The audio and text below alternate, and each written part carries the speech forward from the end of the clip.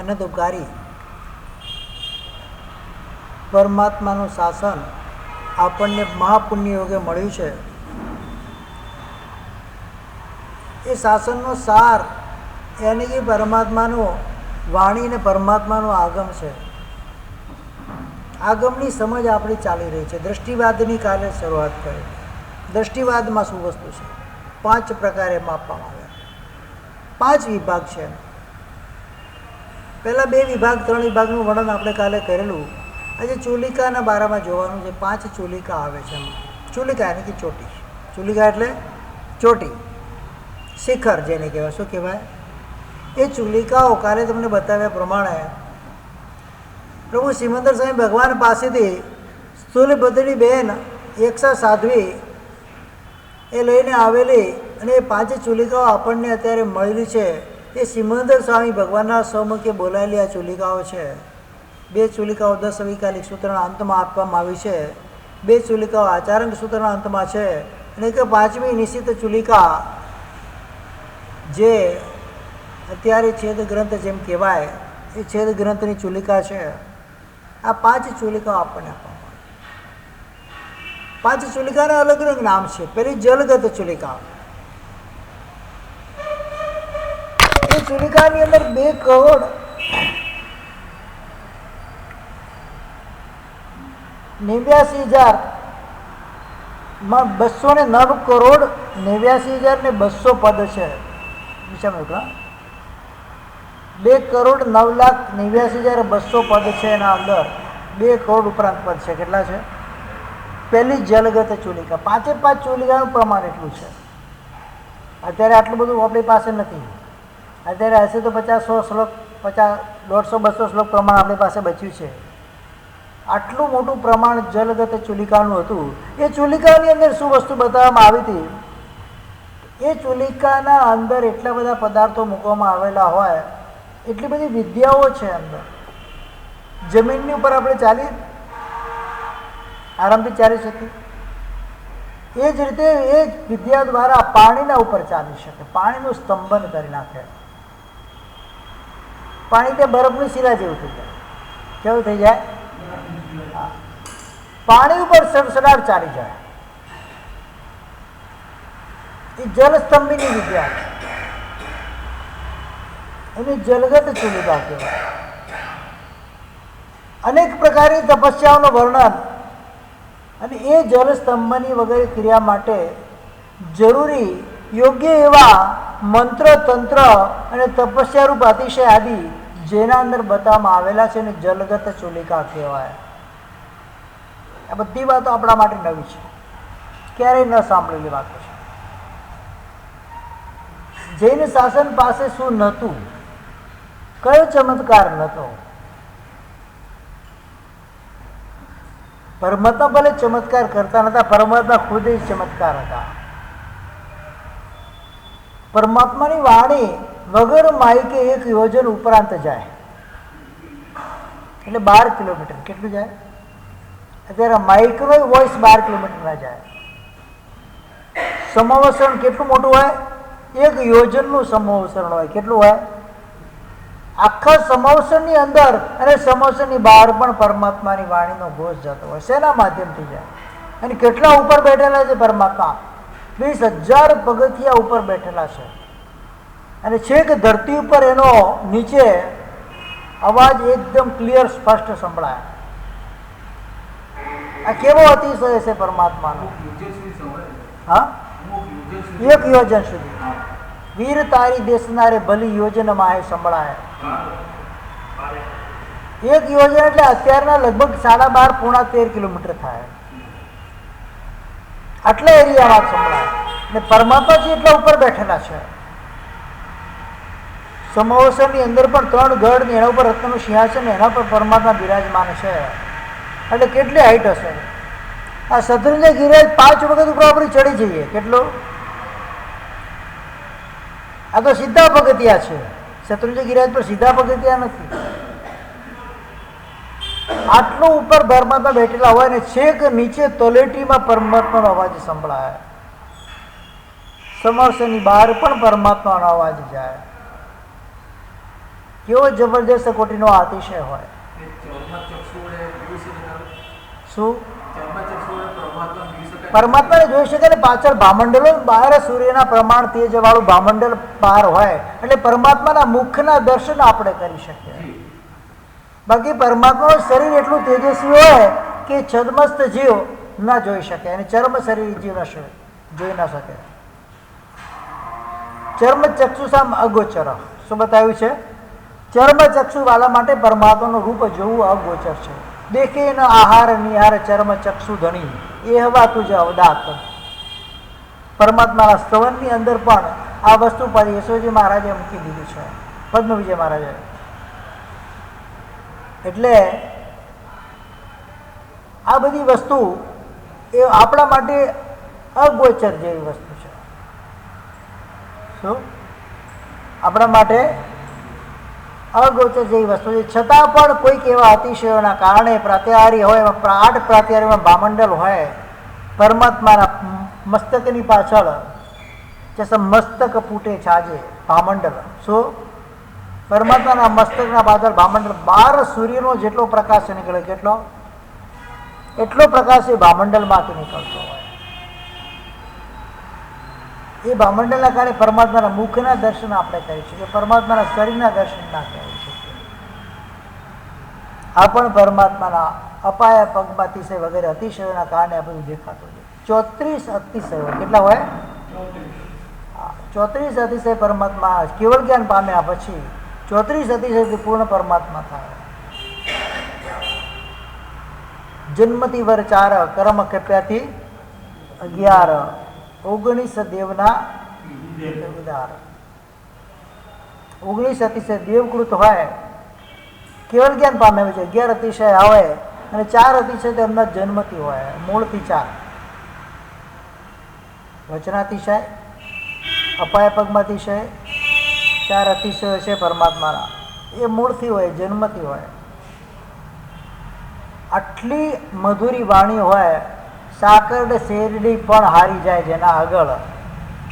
દુનિયાનું જે સૌથી સ્વીટમાં સ્વીટ પદાર્થ હોય એ પણ એમની પરમાત્માની વાણીને આગળ ફીકો લાગે. સાકર શેતી તરણા લેતી મુખે પશુ ચાવતી, જીન મુખ દીટી વાણી મીઠી સુર તરુ મેલડી. કવિઓએ પણ એનું વર્ણન કર્યું છે વાણીનું. અનેક સ્તોત્રોમાં, અનેક સ્તવનોમાં, અનેક સજ્જાયોમાં, અનેક સ્તુતિઓમાં પરમાત્માની વાણીનું એમને બધું અતિશયોક્તિ કરેલી છે, એનું વર્ણન કરેલું છે. અને બધી એક ભાષામાં પરમાત્મા અર્ધમાગધી ભાષામાં આ આલાપ કરતા હોય.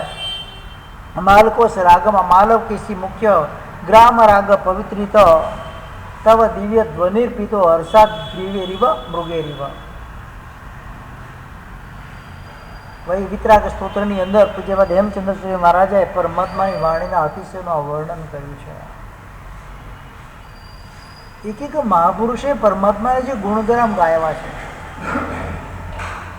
આપણી કેપેસિટી નથી. ગુણ સગળા અંગી કર્યા, દોષ કર્યા સરી દૂર કર્યા, સરી દોષ લાલ રે. કયા સ્તરમાં પરમાત્માના ગુણગાનની વાત ના આવે. પરમાત્મા ભક્તિનું જે પણ સ્તવન કે સજ્જા સ્તુતિ હોય, દરેકે દરેકમાં પરમાત્માના કોઈને કોઈ અતિશયનું વર્ણન અવશ્યમે હોય. એ પરમાત્મા જ્યારે બાકેલા વચન હોય, પરમાત્મા સ્વયં જ્યારે બતાવતા હોય તો એ વચન કેવા હોય? પરમ પવિત્ર હોય, જનમાનસને પવિત્ર કરનારા હોય, રોગ શોક સંતાપ દોષ વગેરે દૂર કરનારા પરમાત્માના વચન હોય. જ્યાં જીનજી વિચરે ત્યાં નવી દુકાળ રહે. શું પરમાત્મા જ્યાં વિચરણ કરતા હોય એ પ્રદેશમાં ક્યારે અકાળ ન પડે. સલભ વૃષભ પ્રસંગ પતંગ બધા પતંગિયા કીડા મકોડા એ પણ ત્યાં આગળ વિચરતા, બધું જ ક્લીન હોય, દિશાઓ પણ ક્લીન હોય, એક પણ દિશાની અંદર કોઈ પણ જાતની ઘાલમેલ ના હોય, ચોખ્ખી દિશાઓ હોય. એ પરમાત્મા વિચરણ કરી પરમાત્માની વાણી સમોસરમાંથી ઘોષણા એની થતી હોય અને ગણધર ભગવંતો એની સૂત્રમાં રચના કરતા હોય. એમાં દ્રષ્ટિવાદ સૂત્રની જ્યારે રચના થાય, આટલી બધી વસ્તુ એકની અંદર આવી. 1 અરબ 5 કરોડ પદ પ્રમાણ આ 12 અંગ સૂત્ર આપણી પાસે સૂત્રમાં હતા. તો અર્થમાં કેટલા હોય? સૂત્રાણામ અનંતાગમા કેટલા બતાવ્યા છે? એક સૂત્રના અનંત અર્થો થઈ શકે. રાજાનો દદાતી સૌખ્યમ આ એક વાક્ય છે. એક મહાત્માએ અષ્ટસહસ્ત્રી ગ્રંથની રચના કરી. એ વાક્યના 8000 અર્થ કયા? કેટલા? રાજાનો દદાતી સૌખ્યમ. એક વાક્યના 8000 અર્થ. કેટલા? સામાન્ય વાક્ય છે. તો પરમાત્માની વાણીના જે વાક્ય નીકળેલા હોય, જે સૂત્રો ગુંથાય એના અર્થો કેટલા થાય? એક જીભે કયા ન જાય. તમે એનું વર્ણન પણ ના કરી શકો. આટલું બધું પરમાત્મા બોલેલા છે. દરેકે દરેક પ્રશ્નોનો જવાબ પરમાત્મા આપે છે. દરેકે દરેક શંકાના સમાધાન પરમાત્માએ કરેલા છે. દરેકે દરેક વિદ્યાઓ પરમાત્માએ બતાવી છે. દરેકે દરેક અતિશયો બતાવ્યા છે. દરેકે દરેક ઔષધિઓ બતાવી છે. અસંખ્ય વનસ્પતિના પ્રકારો પરમાત્માએ બતાવ્યા છે. તિર્યંચના મનુષ્યોના કેટલા પ્રકાર છે, બધા પ્રકારો તમે 84 લાખ યોનિનું વર્ણન પરમાત્માએ કરેલું છે. સૂર્ય, ચંદ્ર, ગ્રહ, નક્ષત્ર, તારા કેટલા છે, કેટલી સંખ્યા છે, દ્વીપ સમુદ્રો કેટલા છે, દેવલોક કેટલા છે, દેવલોકની અંદર વિમાનો કેટલા છે, વિમાનનું પ્રમાણ કેટલું છે, એમાં દેવો કેટલા હોઈ શકે, એક સમયમાં કેટલા દેવનું સેવન થાય, એક સમયમાં કેટલા દેવ ઉત્પન્ન થાય, નરકનું વર્ણન પરમાત્માએ ત્યાં બતાવ્યું, નદીઓનું વર્ણન, પર્વતોનું, દ્રવોનું, જે બધી જ જગ્યા જે વસ્તુ 14 રાજલોકમાં છે, એક પણ વસ્તુ પરમાત્માના જ્ઞાનથી અછૂતી નથી. બધું જ પરમાત્માએ બતાવ્યું. કયા વિમાનમાં કઈ ધજા હોય, કેટલું પ્રમાણ હોય, કયા દેવ અંદર હોય, કેટલા સમયના આયુષ્યવાળા હોય, એક વસ્તુ કઈ ગતિમાંથી દેવ આવે છે, કઈ ગતિમાં જવાના છે, એના પૂર્વ પરના બધા સંબંધો બતાવી દે. કયા કારણસર દેવલોકમાં ઉત્પન્ન થયા છે એ પણ બતાવી દે. કઈ વસ્તુ બાકી રહે? કેવળ જ્ઞાનના પ્રકાશની અંદર લોકાલોક પ્રકાશન ભાષણ ઉપન્યું કેવળ જ્ઞાન. સમસ્ત લોક અને અલોકના તમામે તમામ પદાર્થોનું વર્ણન જેના અંદર આવી જાય, જેનું ભાષણ જેમાં પ્રત્યક્ષ રૂપે જેને દેખાતું હોય એ નામ છે કેવળ જ્ઞાન. અને કેવળ જ્ઞાનની પ્રવાહમાં જ્યારે પરમાત્મા આગમોનું સર્જન કરે છે, વર્ણન કરે છે, પછી એમાં અતિશયોક્તિ જેવું શું હોય? એવી કઈ વસ્તુ બાકી રહે એમાં જે પરમાત્મા ના બોલે? માત્ર આપણા માટે શ્રદ્ધાનો વિષય બને. શું બને? આપણી બુદ્ધિ એમાં ન ચલાવાય. બરાબર? ખાલી શ્રદ્ધાથી ગમે છે. આપણે બુદ્ધિ ચલાવવા જઈએ તો કામ તમામ આપણું, બસ એમાં બુદ્ધિ ન ચાલે, એમાં માત્ર શ્રદ્ધા ચાલે. તમે સત્સંગ નિસંગમ જમજી નહીં પવૈયમ. પરમાત્માએ જે બોલ્યું છે એ સત્ય અને નિસંક છે. બસ મારે એટલો સ્વીકાર કરવાનો છે. ચુલિકાની વાત ચાલે છે. પેલી જલગત ચુલિકા, એ ચુલિકાની અંદર જે તમને બતાવ્યું જલસ્તંભની વિદ્યા હોય. બીજા નંબરની સ્થળગત ચુલિકા, એ પણ એટલી જ 2,98,9,89,200 પદ પ્રમાણે એ પણ છે. હવે એ કેવી છે? જે પાણીમાં તમે ડૂબકી મારી શકો. પાણીમાં ડૂબકી મારીને રોડ ઉપર ડૂબકી મરાય? પાણીના જેમ એ વિદ્યા દ્વારા તમે રોડ પર પણ ડૂબકી મારી શકો. એ લબ્ધિ પણ હોય. જે 50 લબ્ધિઓનું વર્ણન આવે છે એ લબ્ધિઓમાં પણ આવ્યો હોય. જમીનની જેમ પાણી ઉપર ચાલી શકે, પાણીની જમીનમાં ડૂબકી મારી શકે, તરી શકે જમીનમાં. એને સ્થળગત ચુલિકા કહેવાય. અને ભૂમિ સંબંધી અન્ય બધા જે કાર્યો છે એ પણ એમાં બતાવવામાં આવે. કઈ ભૂમિની અંદર ક્યાં આગળ કેટલું ધન દટાયેલું છે એ ખાલી માત્ર દ્રષ્ટિ કરીને એને ખબર પડી જાય. કેટલા યોજન સુધી છે, કેટલા કિલોમીટર સુધી આ ધન રાશિ પડેલી છે, એ ભૂમિની અંદર કચાશ છે, ખારી છે, મીઠી છે, તીખી છે, બધું જ અંદર એને ખબર પડી જાય. ખાલી ઉપર ઊભા હોય, જોતા જોતા એને ખબર પડી જાય. એવી વિદ્યા હોય છે. એ ભૂમિ સંબંધી વિદ્યાઓનું વર્ણન સ્થળગત ચુલિકાની અંદર આપવામાં આવેલું. અત્યારે આ બધું નથી. હા, ગોતવા જતા નહીં, મળશે જ નહીં કઈ. આ મશીનો કઈ કામ ના કરે. મશીનો વધારે ના શોધી શકે. આ તો તમને 1000 યોજન સુધી બતાવી દે. ક્યાં આગળ સુધી છે, નાગલોકના જે ભવનપતિના આવાસો છે ને ત્યાં સુધીનું તમને બતાવી દે. પછી આવે છે માયાગત. આ માયાગત ઇન્દ્રજાલ ફેલાવી શકે. અહીંયા બેઠા બેઠા હમણાં ભયંકર વરસાદ લાવી દે ને 7 મૈલ સુધી 7 માળ સુધી પાણી પહોંચી ગયું એવું વર્ણન આખું ત્યાં તમે સાક્ષાત દેખાય. તમે અંદર ડૂબી રહ્યા છો એવું તમને દેખાય. 7 ફ્લોર સુધી પાણી આવે 1 સેકન્ડની અંદર. ઇન્દ્રજાલ કહેવાય ને. શું કહેવાય? અને સેકન્ડમાં બધું ગાયબ પણ થઈ જાય. એ જરા ઇન્દ્રજાલિકો હતા પેલા કાળની અંદર. નિમિત્તે કોણ ઇન્દ્રજાલિકો હતા? એ બધી આવી માયા ખૂબ કરતા. વનસ્પતિને ઉડાવે હવામાં. વડલાના ઝાડ હોય ને હવામાં ઉડાવે, લઈને એક જગ્યાથી બીજી જગ્યાએ મૂકી. આ બધું ક્યારે શક્ય બને? તમારા મહેલના મહેલ ઉપાડીને લઈ જાય, અહીંયાથી 1000 યોજન દૂર મૂકી દે તમને સાથે ભેગા. ગોતતા જ થાકી જાઓ તમે ક્યાં હતા ને ક્યાં. સવારે ઉઠો ત્યારે ખબર પડે હાલ હું અહીંયા હતો, અહીંયા ક્યાંથી આવી. આ ઇન્દ્રજાલિક વિદ્યા હોય. એ બધી વિદ્યાનું એ માયાગત ચુલિકાની અંદર વર્ણન આવે. એના પછી આવે છે રૂપગત ચુલિકા આવે છે. એના અંદર વ્યક્તિ અલગ અલગ પ્રકારના રૂપો કરી શકે. હાથી, ઘોડા, ગાય, બળદ, ભેંસ, મનુષ્ય, સ્ત્રી, પુરુષ, નપુંસક બધા જ રૂપે કરી શકાય. એક વ્યક્તિ અનેક રૂપ કરી શકે. એક પ્રકારની વૈકરી લબ્ધિ જેવું આ કહેવાય. શું કહેવાય? દેવલોકના ઇન્દ્ર માટે આવે. ઇન્દ્ર પોતાના સમાન કેટલા રૂપો વિખેરવી શકે? કેટલા કરી શકે? આખું જંબુદ્વીપ ભરાઈ જાય એટલા રૂપ ઇન્દ્ર વિખેરવી શકે. 17મી અંદરની વાત છે. આટલી એનામાં શક્તિનું સામર્થ્ય પણ ક્યારે કરે નહીં. પોતાના જેવા પણ આટલા કરી શકે. અને એક જેટલા રૂપ ભેગા કર્યા છે ને એટલા રૂપ બધા અલગ અલગ પણ કરી શકે એક જ સમયની અંદર. આટલી શક્તિ ઇન્દ્રની હોય છે. પણ ઇન્દ્ર આવું ક્યારે કરતા નથી અને કરવાના પણ નથી ને કર્યું પણ. એમ એક ઇન્દ્ર ઉપર ઇન્દ્ર છે એની શક્તિ આટલી બતાવવામાં આવી છે. આ રૂપગત ચુલિકા કહેવાય. અને એના પછી એ રૂપગત ચુલિકાની અંદર બીજી એક સરસ મજાની વાત હોય. તમે આંખ બંધ કરીને ચિત્ર બનાવી શકો. કોઈના શરીરનું એક અંગ જોવે, ખાલી એક આંગળી જોવે બસ, પછી બહાર ખૂણામાં જતો રહે. એ પડદામાંથી ખાલી આંગળી જોઈ છે અને ખૂણામાં જતો રહે અને પછી આખું એનું ચિત્ર બનાવી દે એક અવયવના આધાર પર. આવી વિદ્યા તો કેટલાય લોકો પાસે પહેલા જમાનામાં હતી. એક દ્રષ્ટાંતમાં પણ આવે છે. પદ્માવતીનું રૂપ બનાવે છે ચિત્રકાર ચંદ્રપ્રદ્યુત રાજાના દરબારની અંદર. એને ખાલી અંગૂઠો જોયો છે પગનો. અંગૂઠાથી આખી પદ્માવતીનું વર્ણન એને રૂપ બતાવી દે છે. એના શરીર પર જેટલી નિશાની છે બધી નિશાની કરી દે છે. અને પેલા ત્યાં છે આ એને જોઈને આવ્યો છે કે શું આવ્યો છે, પણ હકીકતમાં એની પાસે આ કલા હતી, વિદ્યા હતી, વરદાન હતું દેવનું કે કોઈના શરીરનું એક અંગ પણ જોવે ને આખું ચિત્ર એ કરી શકે વગર જોયા.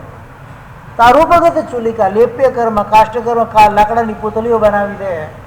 અલગ અલગ પ્રકારની પૂતળી જ્યારે બોલતી એવું તમને લાગે. આ બધી કલા એના અંદર બતાવવામાં આવતી. પછી આકાશગત ચુલિકા.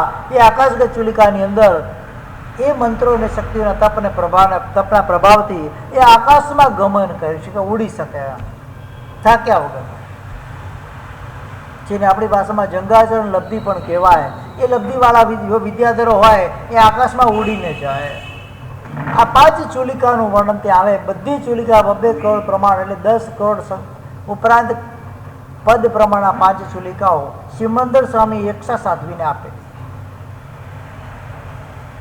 કેટલાક શ્લોક પ્રમાણ કેટલા સમયમાં થોડી જ વારમાં આપી દીધી. બધી એને કંઠસ્થ થઈ ગઈ. પહેલી જ વારમાં સાંભળતા સાથે કંઠસ્થ થઈ ગયા. કેટલો જબરદસ્ત કુટુંબ સમ હશે, તીવ્ર અક્ષરક્ષમ જેનો કહેવાય. અને એ 5 ચુલિકાઓ અહીંયા એને લાવી. હવે અત્યારે જે બચ્યું છે બહુ છે એમ ગણો તો ચાલે. એ ચુલિકાઓ એટલે એમાં આ 5મો વિભાગ ચુલિકાનો હોય. એ પૂર્વગત જે 4થો વિભાગ હતો એ 4થા વિભાગની અંદર 14 પૂર્વ આવે. નામ ખબર છે 14 પૂર્વનું? 1-2 પૂર્વના નામ ખબર? 14માંથી દર વર્ષે સાંભળવા મળે. આ વસ્તુ કલ્પસૂત્રના પ્રવચન હોય ને તે કલ્પસૂત્રનો ઉદ્ધારણ શેમાંથી કરેલું છે ભદ્રબાહુ સ્વામીએ, એમાં પૂર્વનું નામ આવે છે અને પૂર્વના નામ પરથી 14 પૂર્વનું વર્ણન એમાં બતાવવામાં આવે છે. દર વર્ષે આવ્યા પર્યુષણની અંદર, પણ મારે સાહેબ પૂરા વ્યાખ્યાન અમે સાંભળીએ છીએ ક્યાં? અમારે તો દુકાન જ જોઈએ, અમારે વ્યાખ્યાનથી કોઈ મતલબ હોતો નથી. 10-15 મિનિટ આવ્યા, હાજરી પુરાવીને નીકળી ગયા. 8 દિવસ પણ અમે રજા મૂકી શકતા.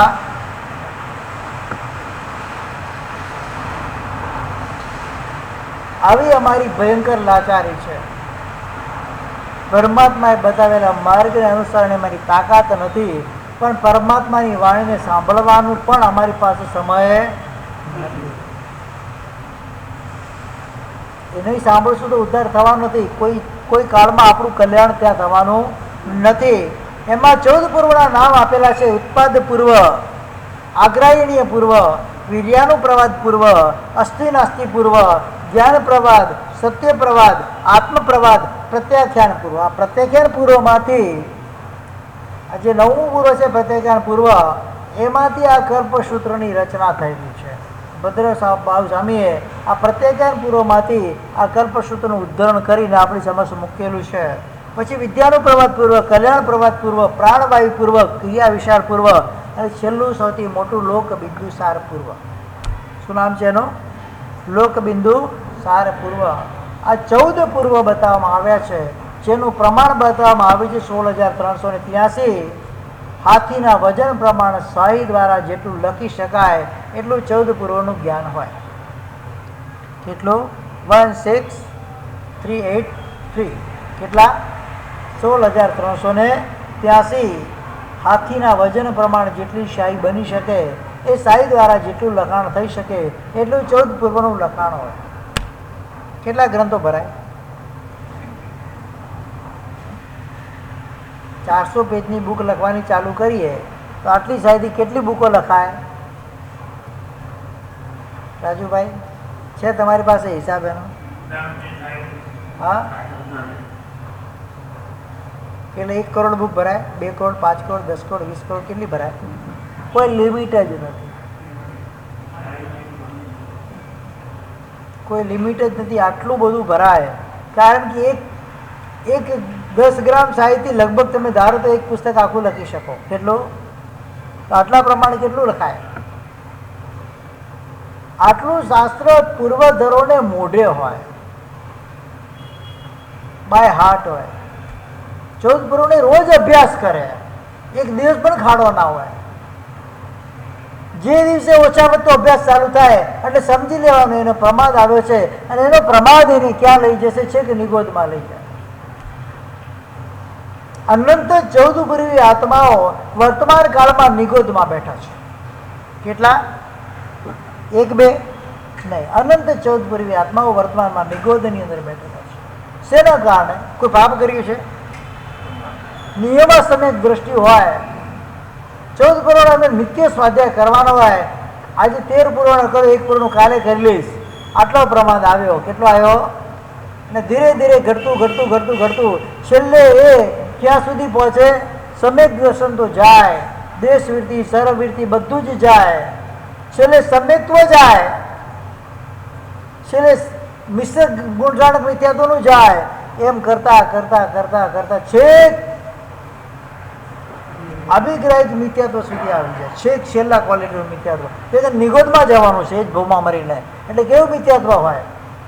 સોલિડ જળબે સલાક મિથ્યાત્વને પામી જાય અને ત્યાંથી મરીને સીધા જ નિગોદમાં જતા રહે. ત્યાં અનંત કાળ વિચરણ કરવાનું છે.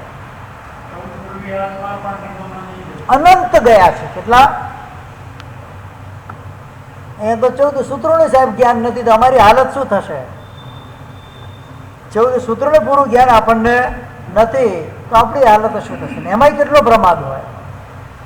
2 પ્રતિક્રમણ સૂત્ર જેને ગોખેલા છે, 5 પ્રતિક્રમણ સૂત્રો જેને ગોખેલા છે, હું એમને કહેવા માંગુ છું કે એ સૂત્રોનો રોજ સ્વાધ્યાય કરનારા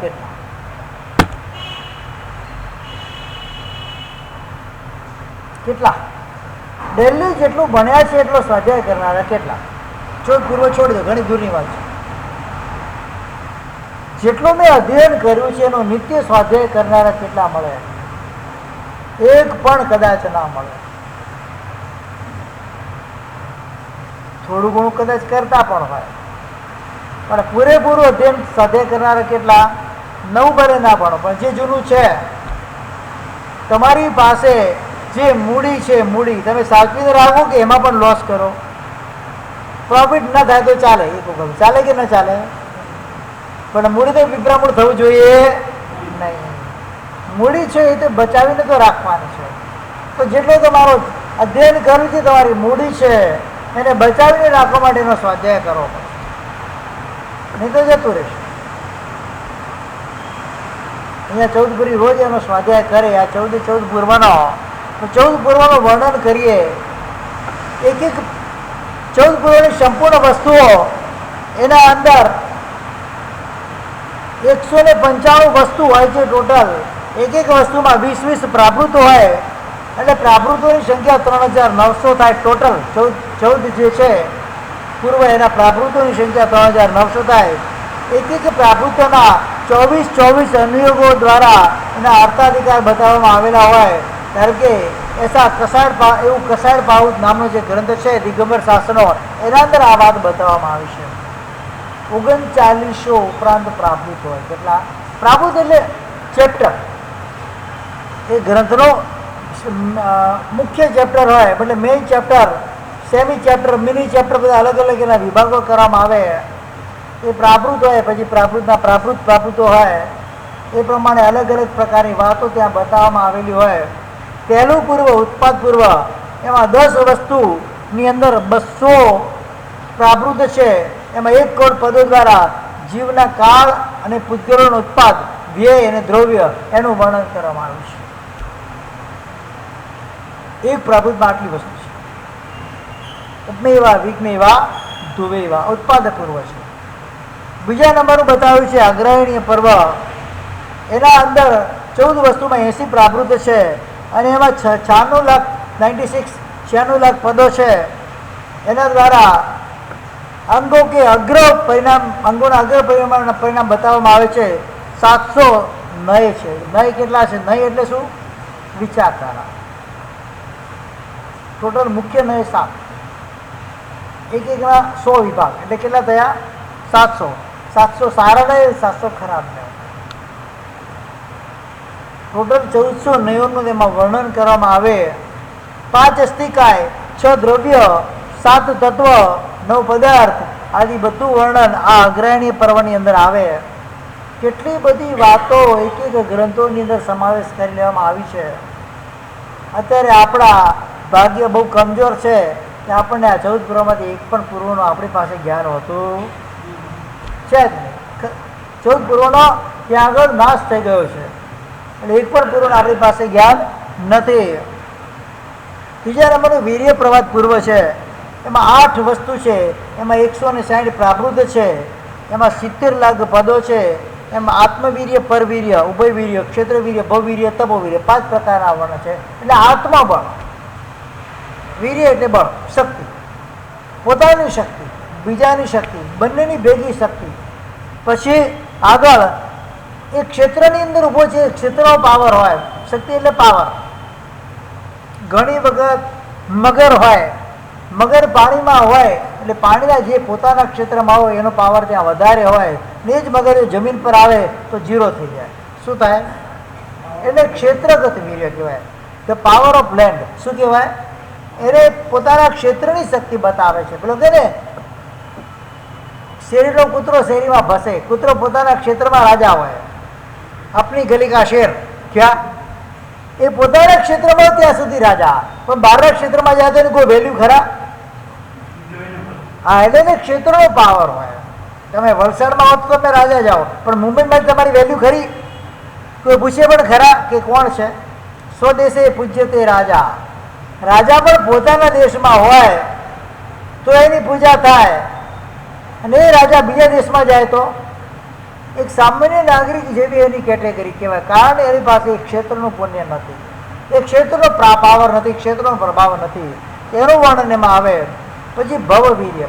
ભવ સંબંધી. એટલે આ ભવની અંદર તમારી તાકાત છે, તમારો પાવર છે. જેમ દેવનો ભાવ દેવની શક્તિ એમાં બતાવવામાં આવી, મનુષ્યના ભાવમાં મનુષ્યની શક્તિ, વનસ્પતિના ભાવમાં વનસ્પતિની શક્તિ, પાણીના ભાવમાં પાણીની શક્તિ, એટલે ભવ શક્તિ ભવવીર્ય કહેવાય. પછી તપવીર્ય, તપ દ્વારા ઉત્પન્ન થયેલી પાવર શક્તિ. જેમ ગોશાલાએ તપ દ્વારા તેજોરેશા ઉત્પન્ન કરી, એ તેજોરેશાની તાકાત કેટલી. ગોશાલક નામનું અધ્યયન ભગવતી સૂત્રનું 15મું શતક, એમાં પૂર્વ ગોશાલકનો અધિકાર આપવામાં આવ્યો છે. એમાં ગૌતમ સ્વામી પ્રશ્ન કરે છે, આ ગોશાલકે ભગવાન આપણા ઉપર આ તેજોરેશા છોડી, એનો પ્રભાવ કેટલો, એનો પાવર કેટલો. ભગવાને કીધું અંગ ભંગ કલિંગ માધવ ચંપ કચ્છ મહારાષ્ટ્ર સૌરાષ્ટ્ર 16 મોટા જે દેશો કહેવાય, 16 દેશોને આ તેજોરેશા ભસ્મીસાત કરી છે. આટલી ભયંકર તેજોરેશા એને મારા ઉપર છોડી છે. શું એને દંડકારને બનાવી દે 16 દેશોમાં, કીડી સહિત બધું સાફ થઈ જાય. મકાન મહેલ જૈન જગરાત જગરાત બધું તમારું બળીને સાફ થઈ જાય. એટલી ભયંકર 16 દેશીઓને જલાવી નાખે એવી ભયંકર તેજોરેશા એને મારા ઉપર છોડેલી છે. આ તપનો પ્રભાવ હતો. શું હતો એ? તપ પ્રભાત વીર્યમાં આવે, તપ વીર્યમાં વર્ણન આવે એટલે વીર્યનો પ્રભાત પૂર્વ કહેવાય. 4થા નંબરની અંદર અસ્થિ નાસ્તિ પ્રભાત પૂર્વ.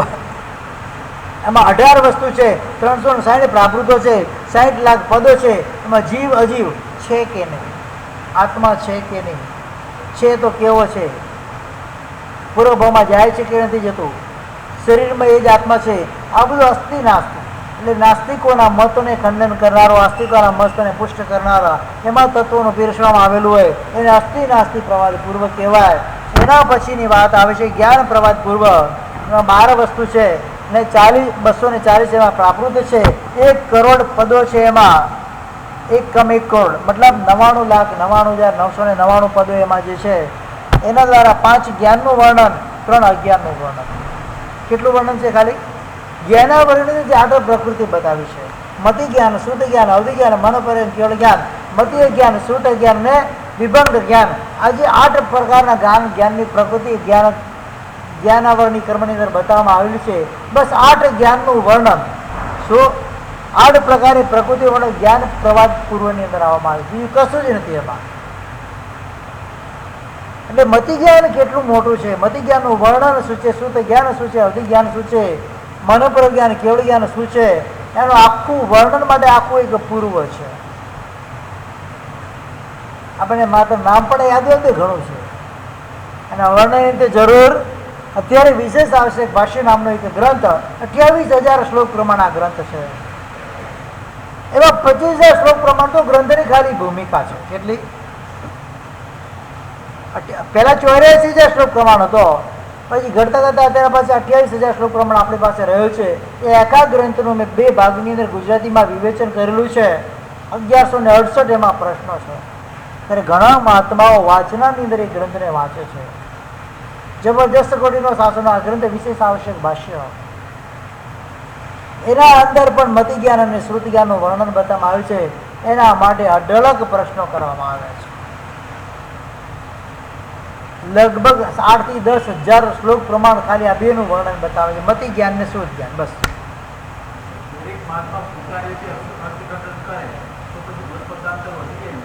મહાત્મા અર્થઘટન ના કરે, શાસ્ત્રના હિસાબે જ કરે. પોતાની મરજી, હું મારી મરજી તેનું અર્થઘટન ના કરી શકું. મારી પાસે અત્યારે એક જ માધ્યમ છે, શાસ્ત્ર છે. મારી મરજીથી હું તમને સંભળાવી દઉં ન ચાલે.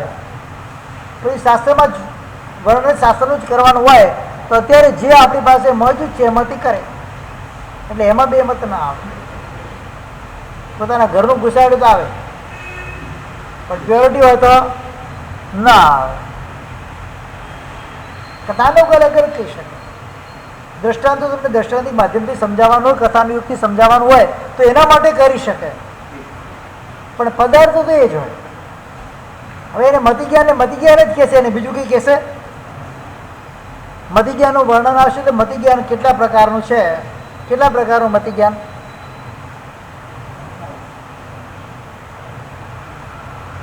અમારે શું લેવા દેવા એનાથી? જ્ઞાન પંચમીની આરાધના આવે, કેટલા ટોટલ જ્ઞાન 5 જ્ઞાનના પ્રકાર કેટલા બતાવવામાં આવે છે? 51. કેટલા છે? 28, 14, 16, 2 ને 1 અવધિ જ્ઞાનના 5, પછી મતિ પેલા મન પ્રજ્ઞા 2 અને કેવળ જ્ઞાનનો 1. ટોટલ કેટલા થયા? 51.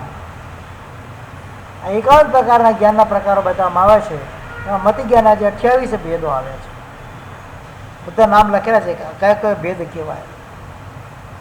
અવગ્રહ, યા, અપાય, ધારણા, આ મતિ જ્ઞાનના પ્રકારો છે. કર્મગ્રંથ ભણ્યા પછી આ વસ્તુનો ખ્યાલ આવી છે.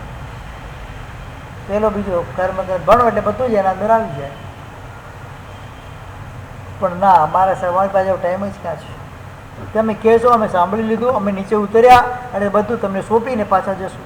અહીંયા અમે સાથે કશું લઈને જવાના નથી. 5 રૂપિયાની પ્રભાનો સિક્કો જે મળશે ખિસ્સામાં રાખીને નીકળી જશું, બસ વાત પતી. આ અમારા 5 જ્ઞાન આવી ગયા. એ સિવાય અમારે કાંઈ લેવા દેવા નથી. ખરેખર આ અદ્ભુતતા પરમાત્માના શાસ્ત્રની, પરમાત્માના જ્ઞાનની છે. ભલે મને યાદ રહે કે ના રહે, સાંભળવા માત્રથી પણ લખલૂટ એવા જ્ઞાનાવરણી આદિ કર્મનો ક્ષયક્ષમ થાય. આ ભૌમક કદાચ હૃદયમાં ન આવે, પણ સાંભળતા સાંભળતા જે કર્મનો ક્ષયક્ષમ થાય છે એ કર્મના ક્ષયક્ષમ દ્વારા આવતા ભવનની અંદર શીઘ્રાથી શીઘ્ર મને જ્ઞાનનો બોધ થાય, જ્ઞાનની પ્રાપ્તિ થાય અને કેવળ જ્ઞાન સુધી હું પહોંચી ગયો. પણ સાંભળીશ જ નહીં તો સૌથી મોટો એક પ્રશ્ન આવીને ઊભો રહે, ભલે ના યાદ ન રહે, સાંભળતા જવા. ઘણાને ઘરની અંદર ભક્તામર સ્તોત્ર સવારેલા કાઢો, સાંભળતા જાય છે. ભલે ને અત્યારે એને યાદ નથી રહેતું, પણ આત્માની ઉપર એ શબ્દોનો એક સંચારણ થાય છે. એ શબ્દ ત્યાં રૂઢ થાય છે. ભવિષ્યમાં ક્યારેક એવા કોઈ ભવનની અંદર એ વાત એક પણ શબ્દ સાંભળશે તો જાતિ સ્મરણ જ્ઞાન થવાની સંભાવના રહે છે. ભલે સાંભળેલું છે, આવડતું ના હોય, પણ આત્મામાં એના સંસ્કારો અંકિત થાય છે, એનું પ્રતિબિંબ પડે છે. એટલે તો કહેવા આવે છે સદ વાંચન કરવાનું કામ કેમ બતાવવામાં આવ્યું છે. સારું તમે વાંચશો તો એનું પ્રતિબિંબ આત્મા પર પડી જશે. એની પ્રિન્ટ આખી અંદર, આખી બેઠી બેઠી પ્રિન્ટ એના અંદર છપાઈ જ જાય છે. ભલે તમને મગજમાં ના હોય પણ આત્મા પર પ્રિન્ટ છપાઈ જાય છે. અને ભવાંતરમાં બીજો કોઈ ભવ જાય ને એ ભવની અંદર કદાચ એ જ પુસ્તક હાથમાં આવે તો એ વાક્ય ક્યાંક સાંભળવામાં આવે એટલે તરત જ એ શું થાય છે,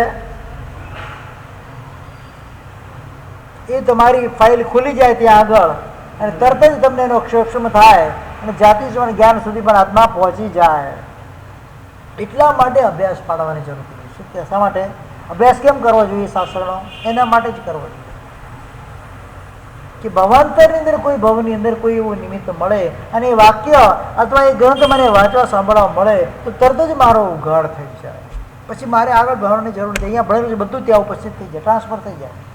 એ ફાઇલ તમારી એકમાંથી બીજામાં ટ્રાન્સફર થઈ જાય. પછી કંઈ વધારે કરવાની જરૂર નથી હોતી. ઘણા આત્માની વાત આવે છે. પૂર્વ ભાવનો ક્ષયક્ષમ, આ ભાવમાં કામના. મારે પણ આ ક્ષયક્ષમ કરવો છે, એના માટે મારે સતત અભ્યાસ કરવો છે. 6 નંબરનો આવે છે સત્ય પ્રવાદ પૂર્વ. એ પૂર્વની અંદર 12 વસ્તુ છે, એમાં 240 પ્રાકૃત છે અને 1 કરોડ ને 6 એમાં પદ છે. એમાં વચન ગુપ્તિ, વાક સંસ્કારના કારણ, વચન પ્રયોગ, 12 પ્રકારની ભાષા, અનેક પ્રકારના વક્તા, અનેક પ્રકારના અસત્ય વચન અને 10 પ્રકારના સત્ય વચન. આ બધું એમાં વર્ણન આવે છે. માત્ર વાણીનો આગ્રહ છે. આ ગ્રંથ શેનો છે? વાણીનો ગ્રંથ છે, શબ્દોનો ગ્રંથ છે. તમે શું બોલી શકો છો, તમારે કેવું બોલવું જોઈએ, વચનના પ્રકાર કેટલા છે, બોલવું કે ના બોલવું, વચન ગુપ્તિ, ભાષા સમિતિ, આટલા પદાર્થો માટેનો એક આખું પૂર્વ છે. મને ભાષા સમિતિ શું એટલું પણ ખબર ન હોય, મને વચન ગુપ્તિ એટલું શું ખબર ન હોય, વચનના પ્રકાર કેટલા છે, સત્ય વચન કેટલા પ્રકારના છે, અસત્ય વચન કેટલા પ્રકારના છે, વક્તા કેટલા પ્રકારના વચનો બોલી શકે, શ્રોતા કેટલા પ્રકારના વચનો સાંભળી શકે, કાંઈ જ મને ગતાગમ ના હોય એ બધી જ વાતો એના અંદર બતાવી છે. આવું કદાચ ક્યારેય નહીં સાંભળ્યું. આટલું ડીપલી આપણી પાસે નોલેજ છે પરમાત્મા આટલો પુરુષાર્થ આપણા માટે કરેલો છે, કદાચ જિંદગીમાં ક્યારેય નહીં સાંભળેલી આ વસ્તુ હોય. 14 પૂર્વનું વર્ણન ક્યારેય સાંભળ્યું એટલા વર્ષોમાં? તમારી ઉંમર થવા આવી, કદાચ પૂરા થઈ જવાના સમય આવી ગયા છે. કેટલા પરિમલભાઈ? પૂરા થઈ જવાનો સમય આવી ગયો છે, પણ 14 પૂર્વનું શું ચીજ છે મને હજુ સુધી ખબર નથી, અને મેં ક્યારેય જાણવાની કોશિશ પણ નથી કરી. કદાચ કોઈ મહાત્માએ પણ અત્યાર સુધી 14 પૂર્વનું પૂરું વર્ણન કર્યું નહીં હોય. એમાં આવેલા પદાર્થોનું વર્ણન, એમાં આવેલી વસ્તુઓનું વર્ણન ક્યારે કોઈ મહાત્માઓ પણ નહીં કરી. કેમ કે રેર ગ્રંથોમાં આ વસ્તુ મળે છે, બધા ગ્રંથોમાં નથી મળતી. અને બહુ અલ્પ વસ્તુ છે આ, બહુ એમ કહેવાય ને કે એકદમ કિંમતી વસ્તુ છે, દરેક ગ્રંથોમાં ના મળે. એના અંદર જે ખેડાણ દિગંબર સાહિત્યોએ કરેલું છે, શ્વેતાંબરની અંદર આટલું ખેડાણ નથી. શાસ્ત્રોની અંદર જે ખેડાણ દિગંબર પરંપરાએ કરેલું છે એટલું ખેડાણ આપણે કર્યું નથી. આપણી પાસે કર્મગ્રંથ 6 કર્મગ્રંથ સુધી છે, વધારે કમમાં પડી જાય. દિગંબર પાસે એના કરતાં પણ આગળ છે, ષટકર્ણ રાગમ છે, કસાય પ્રાવૃત છે, અને એના કરતાં પણ આગળના ઘણા બધા ગ્રંથો એમાં આપણને મળી શકે એમ છે. આટલું ખેડાણ એમને કરેલું છે. ત્યાં સ્વાધ્યાય એટલે પ્રાણ બતાવો. મુમુક્ષુઓ પણ સતત સ્વાધ્યાય કરતા હોય, ટાઈમ પાસ ના કરતા, પ્રચંડ નોલેજને પ્રાપ્ત કરે. તેના શ્રાવકો પણ એટલા ટોપ લેવલના છે. એમનો સ્વાધ્યાય કરો, જુઓ ખાલી શ્રાવકોનો. અત્યારે આપણા સાધુઓ પણ એટલો સ્વાધ્યાય નથી, એટલો સ્વાધ્યાય શ્રાવકોની પાસે, એટલું જ્ઞાન શ્રાવકોની પાસે છે દિગંબર સમાજમાં. કારણ કે ત્યાં એક જ જોર મૂકવામાં આવે છે, તમે જેટલું આગળ ભણશો, જેટલું અંદર ખોદશો એટલું વધારે મળશે. અને પછી આ બધી પ્રસ્તાવના એ લોકો પણ તૈયાર કરતા હોય છે. આ દિગંબર સાહિત્યમાંથી લીધેલું છે. 14 પૂર્વનું અમે વર્ણન જે છે ચોલિકા વગેરેનું, એ દિગંબર સાહિત્યમાંથી લીધું. શ્વેતાંબર સાહિત્યમાં આપણી પાસે નથી આ વસ્તુ. આપણે 14 પૂર્વનું નામ મળે છે ખાલી, એટલે કઈ વસ્તુમાં કેમાં કેટલું પ્રમાણ છે બધું કશું આપણી પાસે મળતું, એ બધું એમાંથી લીધેલું છે. ઊંડો અભ્યાસ, થોડું ઉતરવું પડે અંદર તો જ આ બધું મળે, બાકી ના મળે. સાચું છે. હા, સાઉથ એટલે દિગંબરનો ગઢ કહેવાતો. ઉત્તરની અંદર શ્વેતાંબરો હતા, દિગંબર સાઉથમાં હતા બધા. પહેલા કઈ ઝઘડા નતા, હવે ચાલુ થયા છે. દિગંબર સમાજે સાઉથની અંદર જે કાર્ય કર્યું છે અનબિલીવેબલ છે. 8,000 સાધુઓને મીનાક્ષી મંદિરની અંદર 8,000 સાધુઓને એ વખતના આદિ શંકરાચાર્ય જે કહેવાતા, એને રાજા કોણી પાંડ્યન, પાંડ્યન રાજા નામ પાંડ્યન હતું, પણ એ કુંધ્યો હતો એટલે કોણી પાંડ્યન કહેવાતો. એ કોણી પાંડ્યનને શિવ ધર્મી બનાવ્યા પછી 8,000 સાધુઓની ગાણીમાં પીલીને કતલ કરનારા કોણી પાંડ્યન રાજા મીનાક્ષી મંદિરની અંદર પર્વ પથ્થરમાં કોતરાયેલું એ શિલ્પ અત્યારે પણ મોજૂદ છે. અત્યારે પણ એ શિલ્પ મોજૂદ છે. એમાં સાધુના ટુકડા ઉડતા બતાવ્યા છે, પથ્થરોમાં કોતરેલા, કે આ રીતે એની હત્યા કરવામાં આવી. 8,000 દિગંબર સાધુ. કેટલા? એટલે કેવી જાઓ જલાલી દિગંબરની હશે એ વખતે. એટલે ખાલી મંદિરની ભવ્યતાઓ જો 1000 વર્ષ જૂના મંદિરો. કેટલા? અમે જોઈને આખું સાઉથ ફર્યો છે, એક ગામ ફર્યો છું. હજારો વર્ષ જૂના મંદિરો. વરંગલ કરીને ગયા હતા અમે, ત્યાં આગળ પર્વત ઉપર મંદિર બનેલું છે. 1000 થાંભલાઓ છે. કેટલા? અને મંદિરની અંદર એક પણ સાંધો મૂકવામાં નથી આવ્યો. પથ્થરના ઉપર પથ્થર ખાલી સેટ કરેલા છે. એક પથ્થરનું વજન મિલિયનોમાં, શું ટનમાં હોય, ક્વિન્ટલમાં ન, ટનમાં હોય. 20 હાથી ઉપાડી શકે એવા એક શિલ્પ પથ્થરો છે ત્યાં, એવા 1000 થાંભલાઓ. એનું મંદિર ત્યાં બનાવેલું છે, ઉપર ગોઠવેલા છે, થાંભલા ઉપર થાંભલા. એ વખતે 280 પગથિયા ચડીને અમે ઉપર ગયા, ત્યારે ઉપર આ મંદિર આવે. આ 280 પગથિયા 1000 વર્ષ પહેલા મંદિર બનેલું છે. કાંકરી છે તો હલેશું, બધા પથ્થરો જ છે. ગમે તેટલા ભૂકંપ આવી જાય એ મંદિરને કઈ અસર ના થાય. સૌથી પહેલા તો પ્રશ્ન થાય, આટલો ઉપર આ પથ્થરો ચડાવ્યા છે, ચલો પથ્થરો ચડાવ્યા, પથ્થરના ઉપર પથ્થરો કઈ રીતે મૂક્યા છે? ત્યારે ક્રેન તો હતા નહીં. હેલિકોપ્ટર પણ નહોતા કે આટલું વજન ઉપાડીને મૂકી શકે. પથ્થરના ઉપર પથ્થર મૂકીને શિખરો બનાવે છે. કઈ રીતે બનાવ્યા હશે? 20 હાથી હલાવી ન શકે એવા પથ્થરો છે. આટલા વજનવાળા પથ્થરો છે. વારંગલ અમે જઈને આવ્યા, જોઈને આવ્યા, બધા મંદિરો જોઈને આવ્યા. મેંગ્લોરથી આપણે આવીએ, મેંગ્લોરથી મૂળબિદરી, વારંગલ, બધા અલગ અલગ બધા ગામ, દરેક ગામમાં દિગંબર મંદિરો છે. ટોપ લેવલના મંદિરો, બધા જ હજારો વર્ષ જૂના છે. આખો પટ્ટો અમે ફરીને આવ્યા છે. એક એક મંદિરમાં છે. આજે કુંદાદ્રી છે, કુંદ સૂરી પહેલા ઉડીને પાયા હતા, એને કુંદાદ્રી કહેવાય. કુંદાદ્રી જઈને આવ્યા છે, ઉપર ચડીને આવ્યા છે.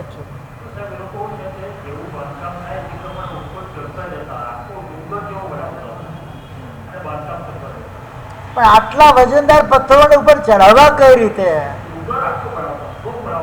ગમે તેટલો સ્લોપ બનાવે તો શું થઈ ગયું? ઉપર લઈ તો જવું પડે કે નહીં? અત્યારે તમારી પાસે ઇલેક્ટ્રોનિસિટી છે બધી, એના માધ્યમો છે. પહેલા શું હતું? પહેલા પ્રાણીઓના માધ્યમથી આ બધું થતું. અને સ્લેબ પણ કેટલા મજબૂત બનાવવા પડે. આ લકડાના સ્લેબ ચાલે, એ સ્લેબો પણ પથ્થરોના બનાવવા પડતા હશે. 20 હાથી ઉપર ચાલતા હોય એ ઉપરો પથ્થરો ઉપાડીને. એનું વર્ણન કરે. બાહુબલીની પ્રતિમા છે ત્યાં ગોમટેશ્વર ગયેલા અમે. કેટલી મોટી પ્રતિમા છે. સ્તૂપો સિંગલ પથ્થરના 30 ફૂટના થાંભલાઓ. કેટલા હાઈટ? કેટલી? 30 ફૂટ. અને આટલા ચારે બાજુ આટલા ચોરસ. આ પાટ છે ને, પાટના જેટલી ચોડાઈવાળા, ચારે બાજુ ચોરસ. આટલા મોટા મોટા એક એક શિલ્પ, એક એક પથ્થર ખાતે ત્યાં ગોઠવાયેલા છે. કલ્પના ના કરી શકીએ. એટલે દરેક ચીજો, દરેક શાસનની અંદર મહાપુરુષે ઘણું બધું બલિદાન આપ્યું છે, ઘણું બધું ખેડાણ કર્યું છે. હા, કુંદકુંદાચાર્ય એમના આદિ કહેવાતા, એમને માને. એમના બધા અત્યારે એમના આગમો અત્યારે માને છે. એ કુંદકુંદાદ્રી એમ કહેવાય છે કે સિમંદર સાહેબ ભગવાન પાસે ગયા હતા પોતે. એવું એ લોકોને કેવું કથન છે. સત્ય શું છે ખબર નથી. એ કુંદાદ્રી પર અમે ગયેલા, જઈને આવ્યા. ગાડી પણ ન ચડી, આટલો સીધો ચડાવ છે. ગાડી અટકી જાય વચ્ચે, ચડી ના શકે ઉપર, ચાલીને જ જવું પડે. કુંદાદ્રી કહેવાય છે એ લોકોનો. કુંદાદ્રી પર્વત છે.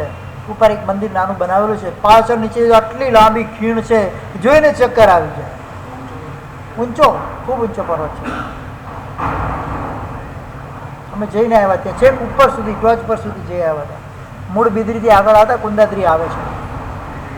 ખરેખર ફરવું તો આવી જગ્યાએ ફરવાનો જેનાથી ઇતિહાસ મળે. આ હિલ સ્ટેશન ઉપર જવાથી એમાં કઈ જવાથી કઈ મળવાનું નથી. આવી જગ્યામાં ચાલો.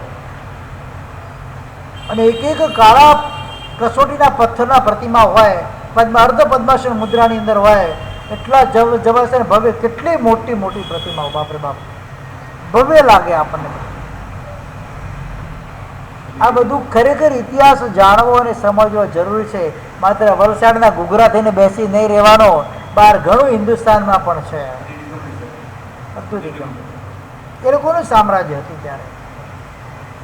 ઉત્તરની અંદર શ્વેતાંબરનું સામ્રાજ્ય, દક્ષિણની અંદર દિગંબરનું સામ્રાજ્ય. જે મધ્ય ભાગ હતો ગુજરાત, મહારાષ્ટ્ર વગેરે, માળવા પ્રદેશ વગેરે, ત્યાં સાધુઓનું વિચરણ ઘણું અલ્પ હતું. જે હતા ઉપર રહેતા શ્વેતાંબરો બધા, દિગંબરો બધા નીચે, વચ્ચે આ અલ્પ પ્રમાણ હતું. હવે એ બંને ખાલી થઈ ગયા, વચ્ચે પ્રમાણ આવી ગયું. અત્યારે સાધુની સંખ્યા ક્યાં? મધ્ય ભારતમાં છે. ક્યાં છે? પહેલા ઉત્તર ભારત અને દક્ષિણ ભારતમાં જ સાધુઓની સંખ્યા હતી. અત્યારે મધ્ય ભારતમાં સંખ્યા વધી ગઈ છે. સમયનું પરિવર્તન. સમય, ટાઈમ વિલ બી ચેન્જ. સમય પરિવર્તિત થાય છે. અનેક એવા તમને રાષ્ટ્રો મળશે, અનેક એવા ગામો મળશે જેના અંદર શ્રમોની સંખ્યા પાર વગરની હતી.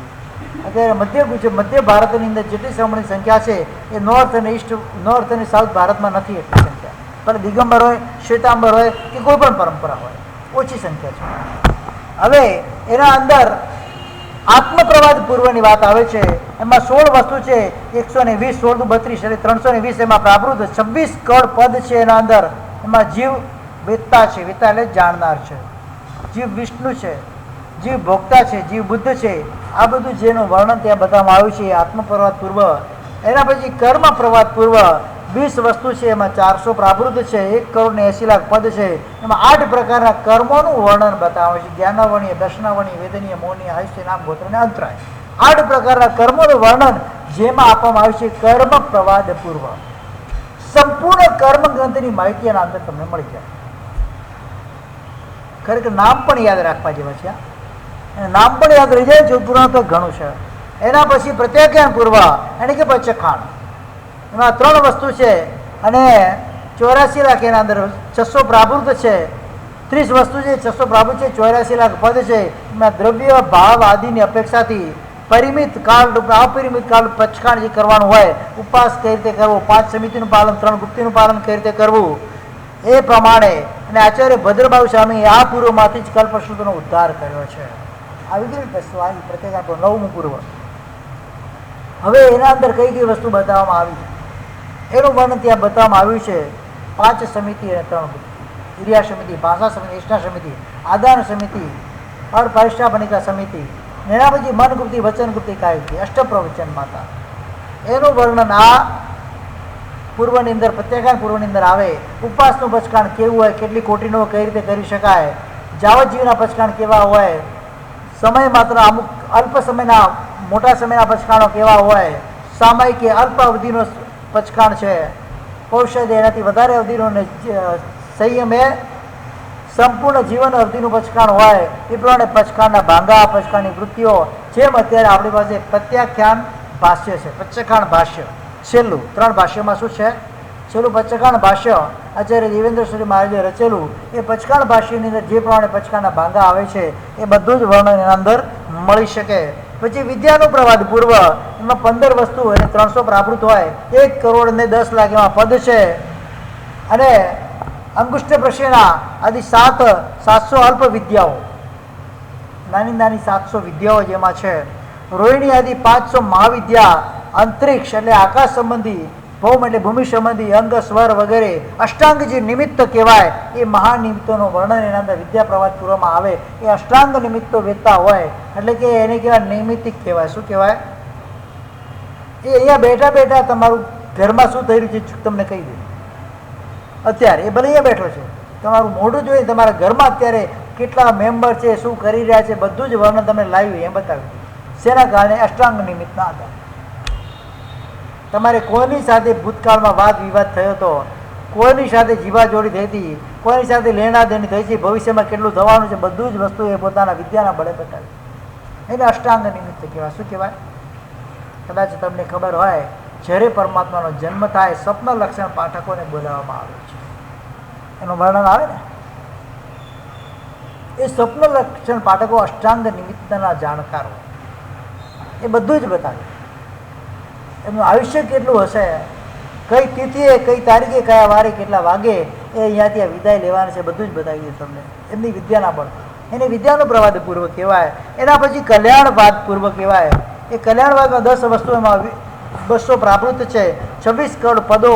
એના અંદર સૂર્ય, ચંદ્ર, ગ્રહ, નક્ષત્ર, તારા, એમના 4 ક્ષેત્ર અને 4 કઈ રીતે ફરે છે આ દુનિયાની અંદર, આ વિશ્વમાં સૂર્ય, ચંદ્ર વગેરે કઈ રીતે ફરે છે, એનું 4 ક્ષેત્ર કહેવાય. એનું ઉપપાદશાન કહેવાય, ત્યાં ક્યાં એ ઉત્પન્ન થાય છે, એની ગતિ, વક્ર ગતિ, એના ફળ, પક્ષીના શબ્દો, અર્યંત એટલે કે તીર્થંકર બલદેવ, વાસુદેવ ચક્રવર્તી, એ લોકોનો ગર્ભમાં અવતાર, એમના મહાકલ્યાણકો, એનું બધું વર્ણન આ કલ્યાણ પર્વની અંદર આપવામાં આવે છે. એના પછી 12મા નંબરનું પ્રાણવાયુ, એમાં 10 વસ્તુ અને 200 પ્રાકૃત છે, 13 કરોડ પદો છે. એમાં કેટલા? એમાં કાયાની ચિકિત્સા, અષ્ટાંગ આયુર્વેદ, ભૂતિકર્મ એટલે કે શરીર આદિની રક્ષા માટે જે ભસ્મનો લેપ વગેરે કરવામાં આવે, દોરા વગેરે, દોરા ધાગા વગેરે કરવાનું, એ બધું વર્ણન શેમાં આવે? આ પ્રાણવાયુ પર્વની અંદર એ બધી વસ્તુ આવે છે. એના પછી ક્રિયા વિશાળ પૂર્વ, એમાં 10 વસ્તુ છે, 200 એમાં પ્રાકૃત છે, 9 કરોડ એમાં પદો છે. એમાં લેખન કલા એટલે 72 પુરુષોની કલા, 64 સ્ત્રીઓની કલા, શિલ્પકલા, કાવ્ય સંબંધી ગુણદોષ વિધિ, છંદ કેવી રીતે બનાવવા, કાવ્યો કેવી રીતે બનાવવા, એનું આખું વર્ણન ક્રિયા વિશાળ પૂર્વની અંદર આવે છે. પછી છેલ્લામાં છેલ્લું 14મું પૂર્વ એટલે લોકબિંદુસાર પૂર્વ, એમાં પણ 10 વસ્તુ, 200 પ્રાકૃત એમાં 12 કરોડ ને 50 લાખ એમાં પદ છે. એમાં 8 પ્રકારના વ્યવહાર બતાવવામાં આવ્યા છે. 8 પ્રકારના વ્યવહાર આપણે કરીએ. કેટલા આખા દેશમાં કેટલા વ્યવહાર કરીએ? આપણા જીવનમાં 8 પ્રકારના વ્યવહાર હોય. અલગ અલગ 8 પ્રકારના વ્યવહારોને એમાં વર્ણન બતાવવામાં આવ્યું છે. પછી 4 પ્રકારના બીજ, મોક્ષમાં લઈ જવાવાળી ક્રિયાઓ, મોક્ષના સુખના વર્ણન કરનારા એ 14 પૂર્વ. આ 14 પૂર્વ અહીંયા બતાવવામાં છે. દરેક પૂર્વમાં અંતે મોક્ષનું સુખ કેવું છે, મોક્ષ શું ચીજ છે એનું વર્ણન દરેક પૂર્વમાં આવે. આ પ્રમાણે આ દ્રષ્ટિવાદ સૂત્રના જે 5 વિભાગ બતાવવામાં આવ્યા એમાં 4થા નંબરનો વિભાગ પૂર્વગત, એમાં 14 પૂર્વનું વર્ણન તમારી સામે મેં કર્યું છે. એમાં કોઈ અતિશયોક્તિ નથી. કદાચ મારા મતિદોષ કે ક્ષોભક્ષમના કારણે, મંદક્ષોભક્ષમના કારણે કદાચ કંઈક કહેવાનું રહી ગયું હોય, કંઈક બોલવાનું રહી ગયું હોય તો આપણે પરમાત્માની સાક્ષી તરીકે એનો વિચારમતિક્રમ કરીએ. કારણ કે આ બધું વર્ણન સચોટ છે, સુંદર છે અને સરળ છે. માત્ર આપણો અંદર યોગ જોઈએ સાંભળવાનો, બોલવાનો, વાંચવાનો. ઘણું બધું એમાંથી મળી શકે છે. ભલે આપણી પાસે આ વસ્તુ નથી, એના નામ પણ તારક છે. અંતે મોક્ષના સુખને દેનારા છે. જેમ 45 આગમના નામ અહીંયા બધા લખેલા છે. 45 આગમ, પછી 5 ચોલિકાઓ, 14 પૂર્વો, આ બધા નામો આપણા માટે કંઠસ્થ આપણને હોવા જોઈએ. 24 ભગવાનના નામ, લાંછન, એમના જે 7 બોલ હોય, માતા પિતાનું નામ, નગરીનું વર્ણન, આયુષ્ય, એમનો વર્ણ અને એમનું આયુષ્ય, આ 7 બોલ હોય. 7 બોલથી પરમાત્માના ચરિત્ર પણ આપણને આવડવા જોઈએ. ખાલી અક્ષરોથી જ આવડવા જોઈએ, એમને ચાલે નહીં. 7 બોલથી વર્ણવ્યો પદ્મ વિજય વિખ્યાત. જેટલા પણ પરમાત્માના ચૈત્યવંદન છે એમાં દરેક ચૈત્યવંદનની અંદર આ 7 બોલોનો સમાવેશ થઈ જતો હોય છે. એટલે 24 ભગવાનના ચૈત્યવંદન યાદ કરી લઈએ તો 24 ભગવાનના જીવનના વર્ણન આપણને ઓટોમેટિકલી મળી જતા હોય છે. તો આ રીતે આગળ વધી આપણે પણ પરંપરાએ શાશ્વત સુખને પામીએ એ અભ્યર્થના સાથે આજનું પ્રવચન આપણે પૂરું કરીએ.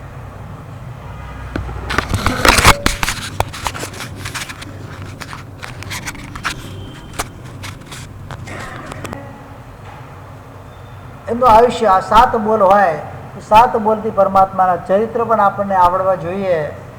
ખાલી અક્ષરોથી જ આવડવા જોઈએ, એમને ચાલે નહીં. 7 બોલથી વર્ણવ્યો પદ્મ વિજય વિખ્યાત. જેટલા પણ પરમાત્માના ચૈત્યવંદન છે એમાં દરેક ચૈત્યવંદનની અંદર આ 7 બોલોનો સમાવેશ થઈ જતો હોય છે. એટલે 24 ભગવાનના ચૈત્યવંદન યાદ કરી લઈએ તો 24 ભગવાનના જીવનના વર્ણન આપણને ઓટોમેટિકલી મળી જતા હોય છે. તો આ રીતે આગળ વધી આપણે પણ પરંપરાએ શાશ્વત સુખને પામીએ એ અભ્યર્થના સાથે આજનું પ્રવચન આપણે પૂરું કરીએ.